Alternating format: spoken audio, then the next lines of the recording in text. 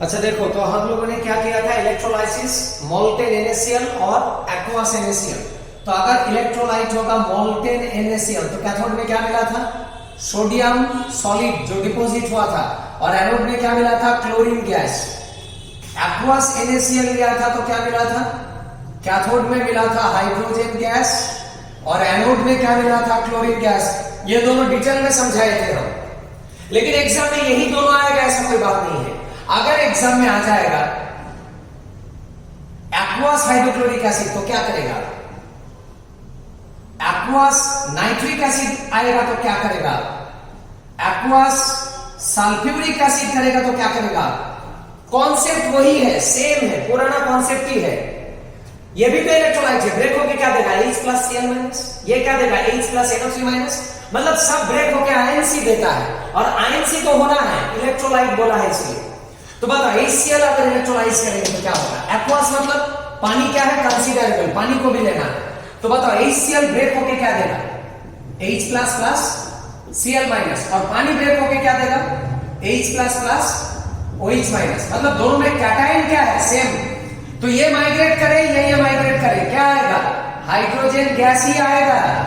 तो ये पता चल गया कैथोड में हाइड्रोजन गैस ही आएगा, क्योंकि यहां से ले लो या यहां से ले लो H2 ही तो मिलेगा। लेकिन एनायन में क्या है, कंपटीशन है, कौन जीतेगा ये बताए थे हम। Cl- और OH- में कौन माइग्रेट करता है बताए थे, OH- नहीं करता है, Cl-, तो क्या मिलेगा, क्लोरीन गैस। तो यहां पर क्या मिलेगा, क्लोरीन गैस। कहां बताए थे, यहां पर, ये वाला टॉपिक में। यहां क्लोरीन मिला था जैसे यहां भी मिलेगा वैसे Cl2। उसके बाद सल्फ्यूरिक एसिड होगा तो क्या करेगा, नाइट्रिक एसिड होगा तो क्या करेगा, नाइट्रिक एसिड। तो नाइट्रिक एसिड में क्या क्या है, नाइट्रिक एसिड ये ब्रेक डाउन होगा तो क्या मिलेगा, H+ और क्या मिलेगा, NO3-। फिर से यहां भी क्या है, एक्वस। एक्वस मतलब पानी कंसीडरेबल, यहां भी पानी लेना है। तो देखो दोनों जगह से कैटायन क्या आ रहा है, सेम। अब कैटायन ये ले लो या ये ले लो, दोनों से ही क्या मिलेगा आपको, हाइड्रोजन गैस से मिलेगा।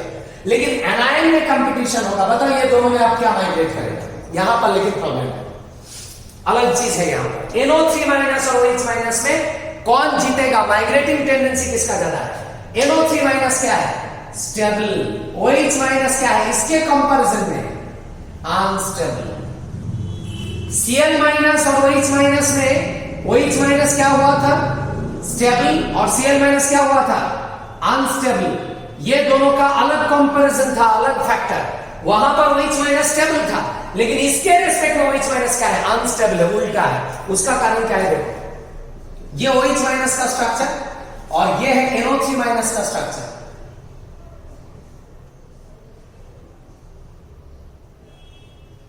ये है OH-, ये NO3-। यहां इलेक्ट्रोनेगेटिविटी अप्लाई करने से नहीं होगा, क्यों, क्योंकि यहां माइनस किसके ऊपर, ऑक्सीजन के ऊपर। तो यहां पर माइनस किसके ऊपर, अरे ऑक्सीजन के ऊपर ही है, सेम एलिमेंट। तो इलेक्ट्रोनेगेटिविटी क्या है, सेम। यहां अलग फैक्टर है, क्या फैक्टर, यहां पर क्या मिलेगा आपको, रेजोनेंस मिलेगा, होगा कि नहीं होगा। देखो ये वाला स्ट्रक्चर और एक प्रोबेबल स्ट्रक्चर, ये तीनों ऑक्सीजन क्या है, सिमेट्रिक। ये डबल बॉन्ड को हम इधर भी ला सकते हैं और माइनस को मूव करा सकते हैं, रेजोनेंस होगा। लेकिन यहां कोई रेजोनेंस का चांस नहीं है, यहां कोई मल्टीपल बॉन्ड नहीं है। और हम बताए थे जहां रेजोनेंस वहां क्या है, स्टेबिलिटी। तो यहां पर क्या है, रेजोनेंस है। रेजोनेंस का मतलब क्या है, स्टेबिलिटी। इसीलिए NO3- क्या लिखा है, हम स्टेबल, स्टेबल है ये। तो बताओ कौन माइग्रेट करेगा, स्टेबल कि अनस्टेबल, अनस्टेबल माइग्रेट करेगा। तो पता चल गया मुझे, OH- माइग्रेट करेगा, NO3- माइग्रेट नहीं करेगा, क्योंकि OH- में क्या है, नो रेजोनेंस। रेजोनेंस कहां पर है, NO3-। अब बताओ OH- कहां पर माइग्रेट करेगा, एट एनोड, क्योंकि ये क्या है, एनायन है, और एनोड में क्या होता है, ऑक्सीडेशन। ऑक्सीडेशन का मतलब क्या है, लॉस ऑफ इलेक्ट्रॉन। बताओ ये कितना इलेक्ट्रॉन लॉस करेगा, कितना इलेक्ट्रॉन लॉस करेगा, कितना इलेक्ट्रॉन एक्स्ट्रा है इसके पास, 1 इलेक्ट्रॉन। 1 इलेक्ट्रॉन है, -1 निकल गया। फिर OH बोल के नेचर में कुछ नहीं होता है, इसलिए इसको बैलेंस करने के लिए 4 4 4। फर्दर ये 4 OH ब्रेक होकर क्या देगा, वाटर देगा, और क्या देगा, ऑक्सीजन। मतलब ऑक्सीजन गैस निकलेगा।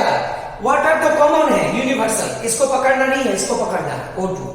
तो पता चल गया आपको, HNO3 को इलेक्ट्रोलाइज करेंगे तो कैथोड में क्या मिलेगा, मिला था ना हाइड्रोजन गैस। और एनोड में क्या मिलेगा? क्लोरीन नहीं मिलेगा, नाइट्रोजन नहीं मिलेगा, ऑक्सीजन गैस मिलेगा, ये ऑक्सीजन। अच्छा, सिमिलरली सल्फ्यूरिक एसिड को इलेक्ट्रोलाइज करेंगे तो क्या मिलेगा? सल्फ्यूरिक एसिड को इलेक्ट्रोलाइज करेंगे तो क्या मिलेगा? एक्वास सल्फ्यूरिक एसिड, मतलब यहां पानी कंसीडरेबल है, सल्फ्यूरिक एसिड भी लेना है, पानी भी लेना है, तो दोनों ब्रेक डाउन होके क्या देगा? कैटायन पार्ट दोनों में ही क्या है? सेम। कैटायन पार्ट दोनों में ही सेम है। ये भी क्या दे रहा है? H प्लस, ये भी क्या दे रहा है? H plus. मतलब यहां पर हाइड्रोजन गैस ही आना है कैथोड में, यहां भी मिलेगा हाइड्रोजन गैस। और एनोड में क्या मिलेगा? एनोड में लेकिन कंपटीशन है, दोनों में कौन मूव करेगा? अभी बताया है, ये दोनों में क्या देखेगा? वही सेम चीज, जैसे नाइट्रेट में देखा था, सल्फेट में भी सेम चीज है। क्या है? देखो, ये है सल्फेट का स्ट्रक्चर। ये स्ट्रक्चर को कोई स्टूडेंट ऐसे भी लिख सकता है, एक ही बात है। क्या है यहां पर? यहां पर है रेजोनेंस। मल्टीपल बॉन्ड कहीं भी दे सकते हैं हम, जहां रेजोनेंस वहां क्या है? स्टेबिलिटी। यहां पर नो रेजोनेंस, अनस्टेबल। मतलब एकदम सेम चीज, ये माइग्रेट नहीं करेगा, ये माइग्रेट करेगा। बार बार बता रहा है, कौन माइग्रेट करता है? स्टेबल क्या अनस्टेबल? अनस्टेबल, मतलब एक्साइटेड है। तो पता चल गया, OH माइनस मूव करेगा, तो ये मूव करेगा तो क्या मिलेगा? अभी बताया, ऑक्सीजन गैस। मतलब यहां भी ऑक्सीजन मिलेगा आपको, एकदम सेम एक्सप्लेनेशन। अच्छा, इसके बाद अगर देगा एक्वास सिल्वर नाइट्रेट, तब क्या होगा? सिल्वर नाइट्रेट लिया, मतलब कैटायन चेंज किया, यहां हर जगह हाइड्रोजन हाइड्रोजन हाइड्रोजन, यहां पर सिल्वर लिया, तो बताओ यहां पर क्या होगा? एक्वास का मतलब क्या है? पानी ज्यादा है, मतलब पानी कंसीडर करना है। पानी के साथ कौन है? सिल्वर नाइट्रेट है, AgNO3। तो AgNO3 ब्रेक होके क्या देगा? Ag प्लस प्लस क्या देगा? NO3 minus. तो कैटायन में भी कंपटीशन है, एनायन में भी कंपटीशन है। बताओ ये कंपटीशन में कौन जीतेगा? Ag plus H plus. H और Ag में बताओ रिएक्टिव कौन है? कौन जल्दी इलेक्ट्रॉन देगा? Which one is more reactive metal? ये क्या मेटल है? ये तो नोबेल मेटल है। नोबेल का मतलब क्या होता है बताए थे? इनर्ट। इनर्ट मतलब ये इलेक्ट्रॉन जल्दी नहीं देगा, स्लो। इसके रेस्पेक्ट में हाइड्रोजन फास्ट देगा, मतलब ये प्रोसेस ज्यादा फास्ट है। ये फास्ट है मतलब H प्लस क्या है? स्टेबल। ये स्लो है मतलब ये क्या है? अनस्टेबल। बस मुझे पता चल गया कौन माइग्रेट होगा, स्टेबल क्या अनस्टेबल? अनस्टेबल, मतलब सिल्वर आयन माइग्रेट करेगा। तो सिल्वर आयन अगर माइग्रेट करेगा तो कैथोड में क्या मिलेगा? Ag सॉलिड मिलेगा डिस्चार्ज होने के बाद। Ag प्लस अगर माइग्रेट करेगा तो क्या मिलेगा? Ag, और Ag क्या है? मेटल, और मेटल क्या होता है? सॉलिड। और ये रिएक्शन कहां पर होगा? कैथोड में। कैथोड में क्या होता है? रिडक्शन। रिडक्शन मतलब गेन ऑफ इलेक्ट्रॉन। ये कैथोड में मिल गया कि मिल गया Ag। और एनोड में क्या मिलेगा? हम डायरेक्ट लिखेंगे। अभी बताया ये दोनों में ये क्या है? स्टेबल, क्योंकि इसमें क्या है? रेजोनेंस है, तो ये माइग्रेट नहीं करेगा। कौन माइग्रेट करेगा? OH माइनस, और OH माइनस क्या देता है? O2 gas. यह आएगा प्रोडक्ट। सिमिलरली अगर एग्जाम में देगा एक्वास कॉपर सल्फेट, तो क्या होगा? एकदम सेम, सिल्वर जैसा ही कॉपर है। कॉपर क्या है? Nobel metal. नोबेल मेटल जैसा है, मतलब यहां भी क्या मिलेगा? कॉपर सॉलिड, डायरेक्ट लिख लिया। और यहां पर क्या मिलेगा? ये ब्रेक होके क्या देगा? सल्फेट। और पानी ब्रेक होके क्या देगा? OH minus. अभी बताया हम, जैसे यहां कौन मूव किया था? सल्फेट कि OH माइनस? फिर क्या मिला था? ऑक्सीजन। यहां भी मिलेगा ऑक्सीजन। एग्जाम्पल बहुत सारा है, बट कॉन्सेप्ट सिंपल है। जो समझ जाएगा हर जगह पर अप्लाई करेगा। तो एग्जाम में कुछ भी आ सकता है, प्रैक्टिस करना ये सब करना। तो ये हो गया इलेक्ट्रोलाइसिस। कैथोड में क्या होगा, एनोड में क्या होगा, बहुत सारा एग्जाम्पल बताया है। अच्छा, इसके बाद हम नेक्स्ट टॉपिक बताएंगे, वो क्या है?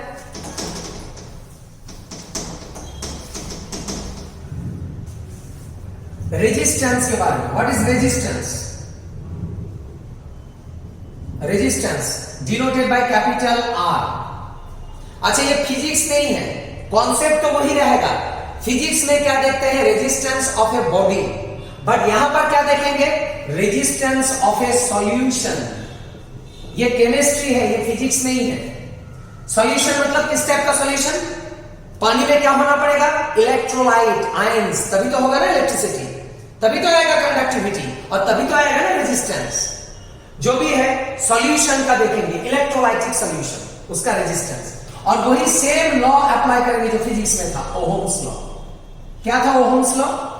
Resistance is directly proportional to length of the solution and is inversely proportional to cross sectional area A. L क्या है? लेंथ। किसका लेंथ? बॉडी नहीं, लेंथ ऑफ सॉल्यूशन, बार बार बता रहा केमिस्ट्री। और ए क्या है? Area of solution. ये हो गया ओहम्स लॉ। जितना लेंथ ज्यादा होगा रेजिस्टेंस ज्यादा होगा, और सॉल्यूशन को अगर हम ऐसे कंसीडर करेंगे, इसमें सॉल्यूशन है, तो ये जो क्रॉस सेक्शनल एरिया है ये ए, ये एरिया जितना ज्यादा होगा उतना जल्दी मूवमेंट होगा करंट का। ए अगर मैक्सिमम, तो क्या होगा? जैसे ये सिलेंडर है और एक सिलेंडर है, बताओ कहां पर इलेक्ट्रिसिटी ज्यादा कंडक्ट होगा? यहां पर कंडक्टिविटी मैक्सिमम, यहां पर कंडक्टिविटी मिनिमम। मतलब यहां पर रेजिस्टेंस क्या है? मिनिमम, और यहां पर रेजिस्टेंस क्या है? मैक्सिमम। कंडक्टिविटी क्या है? कंडक्टेंस क्या है? मैक्सिमम। और कंडक्टेंस का ऑपोजिट टर्म ही तो है ना रेजिस्टेंस। तो अगर ये एरिया ज्यादा होगा, एरिया ज्यादा, यहां पर एरिया क्या है? कम, a minimum a maximum. Area अगर मैक्सिमम होगा तो मूवमेंट ज्यादा होगा, इलेक्ट्रिसिटी ज्यादा मूव करेगा, कंडक्टेंस मैक्सिमम। रेजिस्टेंस क्या होगा? मिनिमम। तो रेजिस्टेंस के साथ एरिया का क्या relation? Inverse, minimum maximum. Therefore we can write R is proportional to L by A। दोनों को कंबाइन किया, प्रोपोर्शनल के एलिमिनेट करेंगे तो कांस्टेंट आएगा जिसको लिखते हैं rho. Rho, this is not E, rho, rho into L by A। ये हो गया फाइनल इक्वेशन। और ये रो क्या है?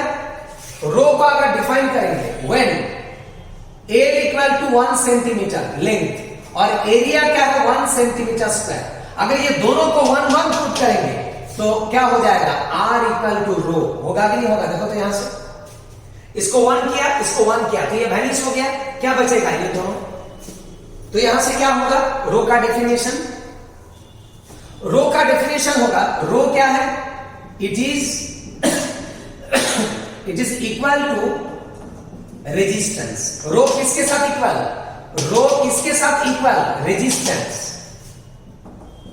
रो इज इक्वल टू रेजिस्टेंस। किसका resistance? Resistance of solution of कितना सेंटीमीटर लेंथ?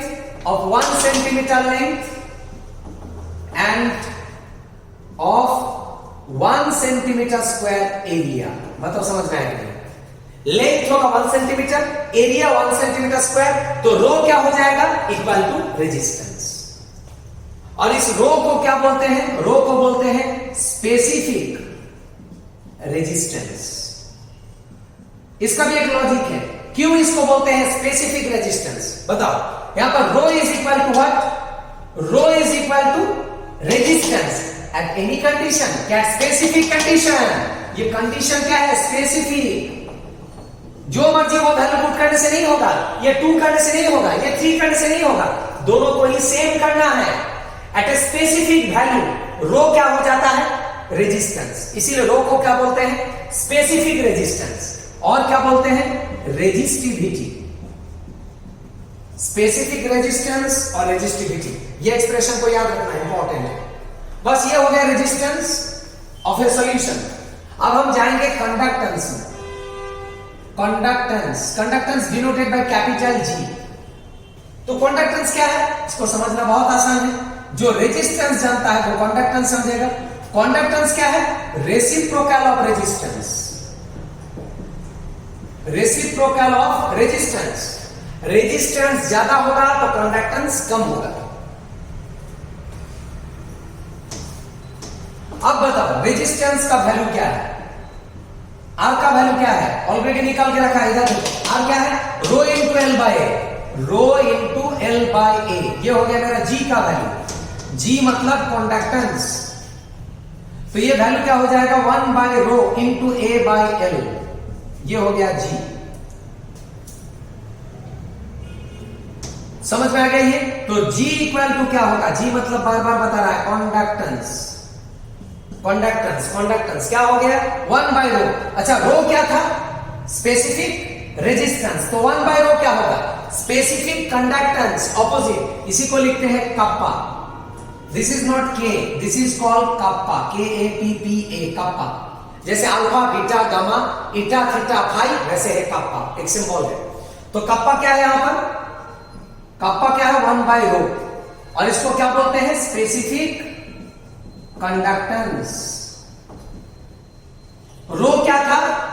रेजिस्टेंस, तो 1/रेजिस्टेंस क्या होगा? Conductance, specific conductance.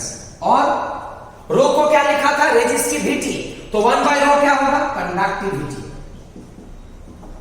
कंडक्टेंस और कंडक्टिविटी सेम नहीं है। कंडक्टेंस क्या है? G, और कंडक्टिविटी क्या है? रो, सॉरी 1/ρ, कप्पा।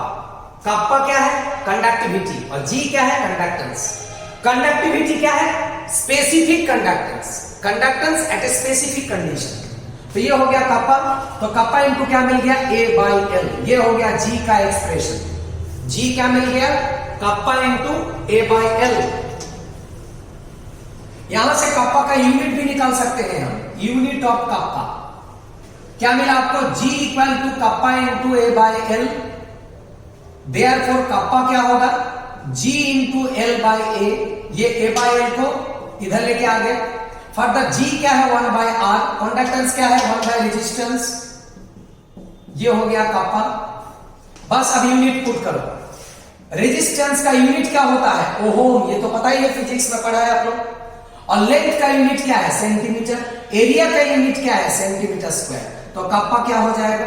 ओहम इनवर्स, और ये कैंसिल आउट करके नीचे एक सेंटीमीटर बचेगा, फिर ये ऊपर जाएगा तो क्या होगा? Centimetre inverse. बस ये हो गया कप्पा का यूनिट। ये CGS यूनिट है, CGS। ऐसा यूनिट करेगा तो क्या होगा?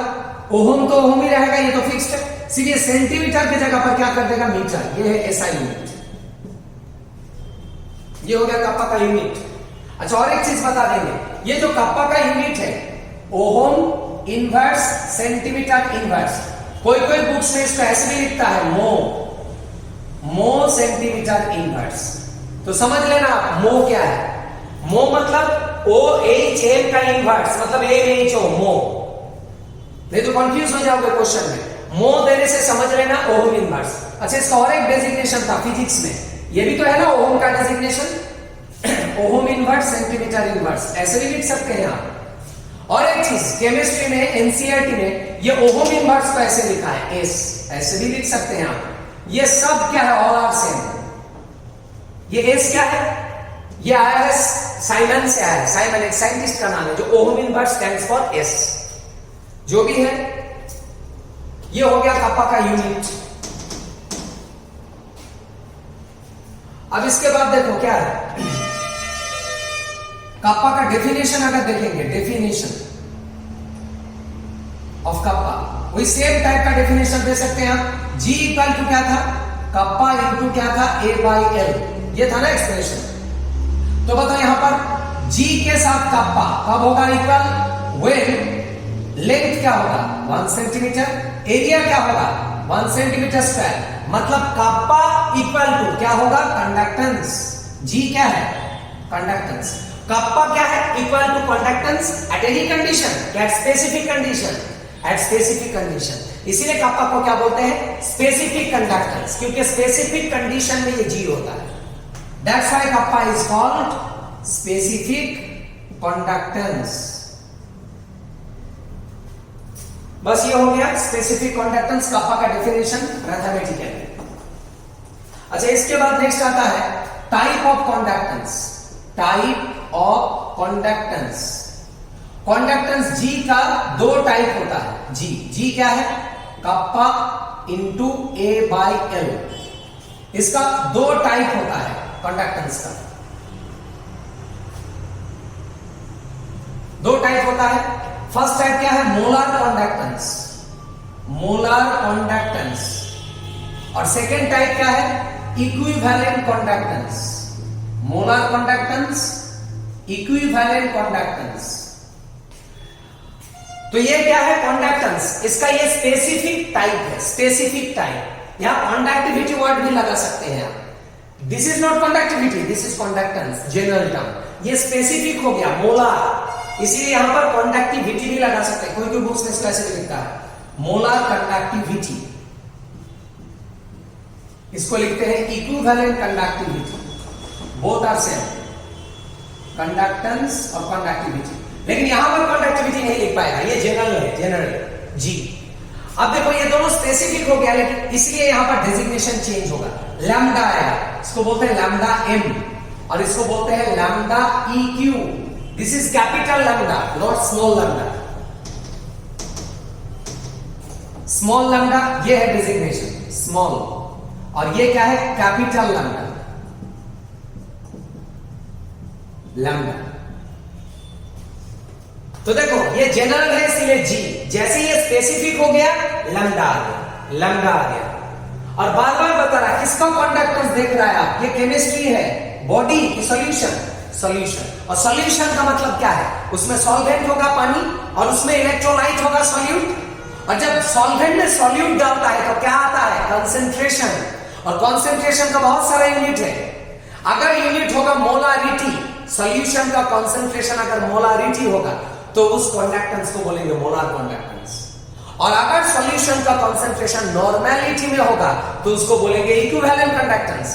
नॉर्मेलिटी का डेफिनेशन क्या था, ग्राम इक्विवेलेंट पर लीटर, इसीलिए वहां से आया है इक्विवेलेंट वर्ड। अच्छा जी का एक्सप्रेशन क्या था, ये था एक्सप्रेशन, जी का एक्सप्रेशन। ये स्पेसिफिक हो गया लैम्डा एम, ये लैम्डा एम का एक्सप्रेशन क्या हो जाएगा कप्पा इंटू ये जो ए बाय एल है ये मॉडिफाई होके क्या हो जाएगा 1000 बाय एम। इसका डेरिवेशन हम अभी कर देंगे। ए बाय एल क्या हो जाएगा 1000 बाय एम, जहां पर एम क्या है कंसंट्रेशन इन मोलारिटी। और इसका एक्सप्रेशन क्या हो जाएगा lambda E Q kappa into 1000 by N, जहां पर एन क्या है कंसंट्रेशन इन नॉर्मेलिटी। तो ये हो गया दो टाइप का conductance, molar conductance, equivalent conductance, दोनों का एक्सप्रेशन भी बता दिया। इसको डिराइव कर देंगे अभी, रुको। अच्छा देखो अब यहां पर इसका यूनिट भी बता देते हैं हम, यूनिट किसका unit lambda M and lambda eq, किसी एक का कर देते हैं, दूसरा अपने आप समझ में आ जाएगा। लैम्डा एम का पहले यूनिट दिखाते हैं, लैम्डा एम इक्वल टू क्या है कप्पा इंटू 1000 बाय एम, इसका यूनिट निकालना है लैम्डा एम का। तो सबसे पहले 1000 के यूनिट लेस है, इसको हटाओ। एम क्या है मोलारिटी, और मोलारिटी क्या होता है मोल पर लीटर, ये हो गया मोलारिटी का यूनिट। और कप्पा का यूनिट तो पता ही है, अभी क्या था थोड़ा देर पहले क्या था सीमेन या साइमन जो भी है पर सेंटीमीटर, या ओम इनवर्स भी लिख सकते हैं, बात एक ही है। तो इसका यूनिट लिखा, और ये क्या है मोल पर लीटर। अच्छा मोल पर लीटर का मतलब क्या है लीटर बाय मोल, ये मोल इनवर्स ऊपर जाएगा तो लीटर, लीटर इनवर्स ऊपर जाएगा तो लीटर, एस सेंटीमीटर इनवर्स। अच्छा लीटर फर्दर क्या होता है 1000 सेंटीमीटर क्यूब, 1 लीटर क्या होता है 1000 सेंटीमीटर क्यूब। फर्दर क्या है 1000 तो नंबर है, हटाओ सिर्फ यूनिट को ले लो, तो यूनिट लेने से सेंटीमीटर इनवर्स सेंटीमीटर क्यूब मिला के क्या होगा सेंटीमीटर स्क्वायर इनटू मोल पर जाएगा तो क्या होगा मोल इनवर्स। ये हो गया लैम्डा एम का यूनिट, निकल गया। तो क्या है लैम्डा एम का unit S centimetre inverse centimetre square mole inverse. Similarly lambda eq का यूनिट क्या होगा, ये इक्विवेलेंट कंडक्टेंस का यूनिट क्या होगा एस सेंटीमीटर स्क्वायर क्या होगा, ये पर मोल में है तो ये क्या होगा पर इक्विवेलेंट, क्योंकि इक्विवेलेंट कंडक्टेंस है ये। यहां पर था मोलारिटी, यहां पर क्या है नॉर्मेलिटी। मोलारिटी मतलब मोल पर लीटर, नॉर्मेलिटी का मतलब क्या है नॉर्मेलिटी का मतलब होता है ग्राम इक्विवेलेंट पर लीटर। इक्विवेलेंट वर्ड से आया है पर इक्विवेलेंट, तो ये हो गया इसका यूनिट। इक्विवेलेंट पर लीटर से आया है पर इक्विवेलेंट, बस ये हो गया लैम्डा एम और लैम्डा इक्यू का यूनिट। और अगर रिलेशन देखेंगे आप, relation between lambda M and lambda eq, तो ये दोनों को कैसे रिलेट करेंगे। लैम्डा एम क्या था कप्पा इंटू 1000 बाय एम, और लैम्डा इक्यू क्या है kappa into 1000 by M, molarity normality. अब देखो ये दोनों को अगर रिलेट करेंगे हम तो क्या आएगा, lambda M divided by lambda Q. Ratio करने से क्या होगा, कप्पा कप्पा कैंसिल, क्या आ जाएगा 1000 by M by 1000 by N आएगा कि नहीं आएगा। देखो ये दोनों को रिलेट करके this divided by this divided by this, kappa kappa cancel, ये डिवाइडेड बाय ये, फिर 1000 कैंसिल होके क्या आएगा n बाय m, और n बाय m का मतलब क्या है, नॉर्मेलिटी बाय क्या है, मोलारिटी। तो क्या मिल गया, lambda m by lambda eq, क्या आ गया, नॉर्मेलिटी बाय मोलारिटी। नॉर्मेलिटी क्या है, नंबर ऑफ इक्विवेलेंट पर लीटर,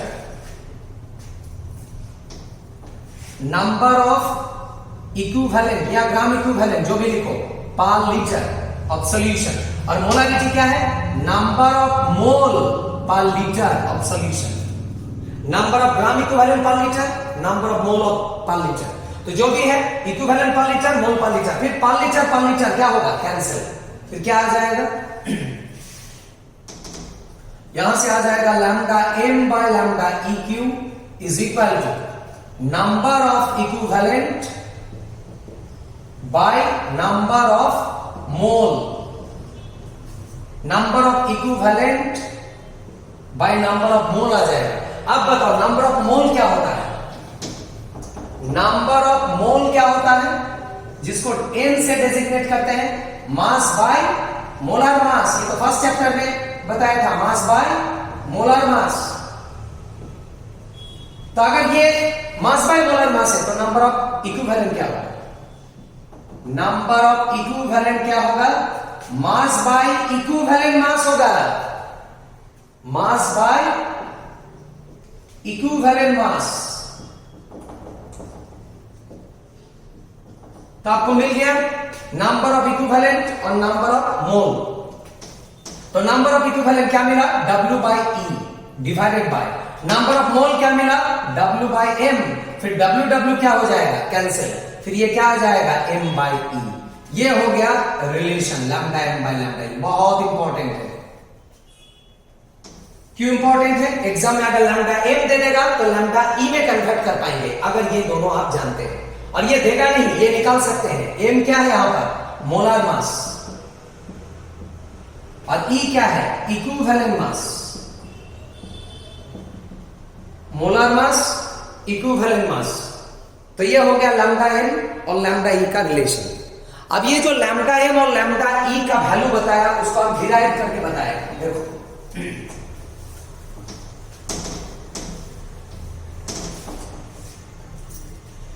सबसे पहले हेडिंग करते हैं मोलर कंडक्टेंस। किसी एक को कर देंगे, दूसरा अपने आप समझ में आ जाएगा। मोलर कंडक्टेंस क्या था, लैम्डा m। इसका डेफिनेशन क्या है, देखो इसका डेफिनेशन, इसमें क्या है, एक कंटेनर होगा। अभी क्या टॉपिक चल रहा है, इलेक्ट्रोलाइटिक सेल, जो जिसमें एक ही चेंबर होगा और दो क्या होगा, इलेक्ट्रोड होगा।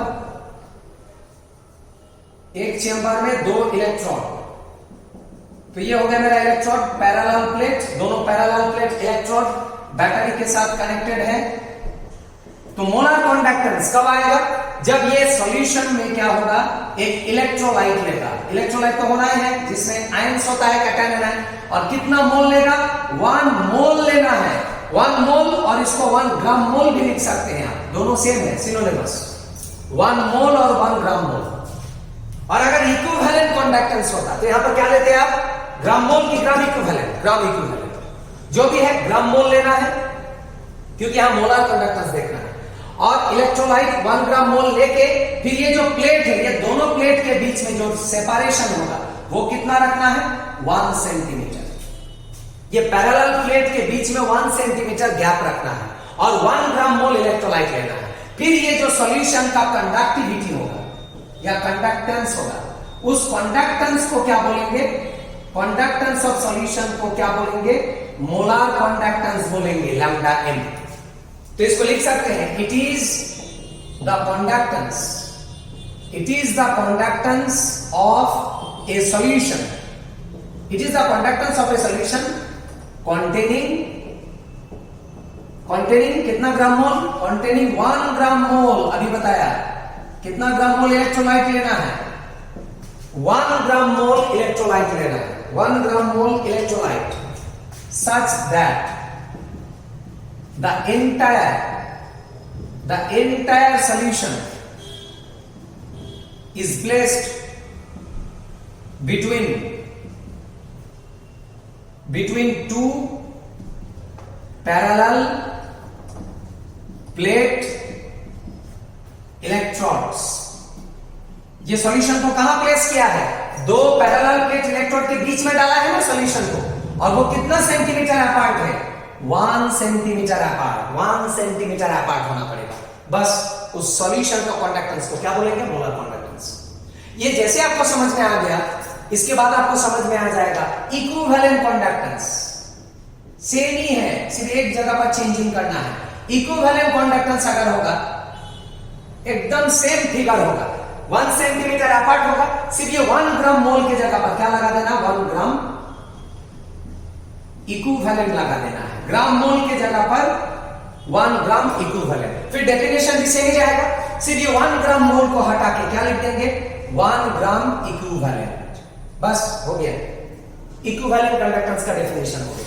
It is the conductance of a solution containing 1 gram equivalent electrolyte such that the entire solution is placed between two parallel plate electrodes 1 centimeter apart. हो गया? तो दोनों का डेफिनेशन सेम, एक जगह मोलारिटी, दूसरा जगह नॉर्मेलिटी। एक जगह ग्राम मोल, दूसरा जगह पर ग्राम इक्विवेलेंट। और बार बार बता रहा है कितना लेना है? 1। 2 लेने से नहीं होगा, 3 लेने से नहीं होगा, 1 ग्राम इक्विवेलेंट, 1 ग्राम मोल। ये डेफिनेशन के हिसाब से। अब देखो डेरिवेशन को करते हैं। ये तो डेफिनेशन हो गया मेरा। डेरिवेशन मतलब वो वाला एक्सप्रेशन, लैम्डा एम का जो एक्सप्रेशन है। तो हम एक कंसीडरेशन लेते हैं, लेट m ग्राम मोल इलेक्ट्रोलाइट, m ग्राम मोल इलेक्ट्रोलाइट डिसॉल्व है इन कितना litre solution? 1 litre solution. m ग्राम मोल कितना लीटर में? 1 लीटर में। इधर देखो, अगर 1 ग्राम मोल 1 लीटर में होता है तो सॉल्यूशन का कॉन्सेंट्रेशन क्या होता है? बताओ तो फर्स्ट चैप्टर। 1 ग्राम मोल 1 लीटर में है तो क्या होगा? सॉल्यूशन का कॉन्सेंट्रेशन 1 मोलर। 2 ग्राम मोल इन 1 लीटर सॉल्यूशन होगा तो क्या होगा? 2 मोलर। ये 1 लीटर लेकिन फिक्स्ड है, ये चेंज नहीं होगा। मोलारिटी क्या था? मोल ऑफ सॉल्यूट पर लीटर मतलब 1 लीटर। ये वाला वैल्यू चेंज होगा, ये फिक्स्ड है पर लीटर। 3 ग्राम मोल अगर होगा इन 1 लीटर तो उसका मोलारिटी क्या होगा? 3 मोलर। जितना ग्राम मोल उतना मोलारिटी। तो बताइए यहां कितना ग्राम मोल? 1 ग्राम मोल, 2 ग्राम मोल की m ग्राम मोल? तो बताइए सॉल्यूशन का मोलारिटी कितना? ये सॉल्यूशन का मोलारिटी कितना है? m है, m। ये 1 2 के जगह पर 1 2 3 के जगह पर क्या लिया है? m। तो इसका मोलारिटी क्या है? m। मतलब अननोन मोलारिटी। ये क्या है? Known molarity, known value. और ये अननोन वैल्यू लिया है m 1 2 के जगह पर। तो ये मेरा कंसीडरेशन है। अच्छा 1 लीटर में है मतलब क्या है? 1000 सेंटीमीटर क्यूब में है। 1 litre equal to 1000 centimetre cube होता है। अच्छा जो भी है ये 1 ग्राम मोल। और बताओ डेफिनेशन के हिसाब से कितना मोल लेना है? डेफिनेशन में कितना मोल लिया था हमने? m ग्राम मोल 1 ग्राम मोल 1। देयरफॉर 1 ग्राम मोल ये क्या है? बाय डेफिनेशन के हिसाब से। तो 1 ग्राम मोल इलेक्ट्रोलाइट डिसॉल्व इन क्या होगा?